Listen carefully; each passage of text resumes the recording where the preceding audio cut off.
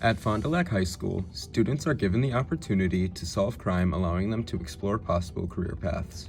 So forensic science, we're basically studying crime scenes. So we're looking at what happens, whether it's a murder or a robbery, whatever it could be, but a crime. And then we also focus on the evidence that is found at that crime scene. So for example, we've done hair, we've done fibers. For the hair and fibers, you have to look under a microscope.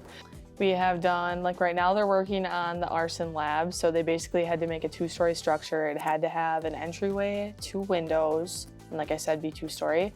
They had to have a storyline with it too, so like they had to decide the fire's gonna start here, and this is what I think is gonna happen, and then they'll make observations as it actually burns. I like the hands-on aspect of it. I can have the kids in lab a lot, and we're kind of shifting gears a lot. So like, you know, we covered blood typing for maybe a week or 2, and then we went into fibers and then hair.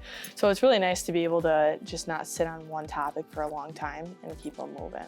And so being able to interact, but then also talk about things that interest them, like crimes.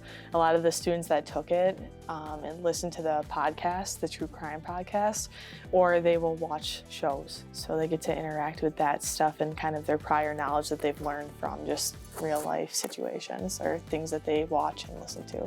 I would say that if you're interested in it, I mean, you could go for it. You could take it. It's kind of nice because it encompasses physics, biology, and chemistry. So for example, when we talk about blood, we talk about trajectory, and that's physics. And then, like I said, we've talked about DNA a lot too. That would be biology. So I mean, if anybody's ever interested in the sciences, they can take it, especially if they like the crime scene type stuff. To conclude, Ms. Bielke shared some advice.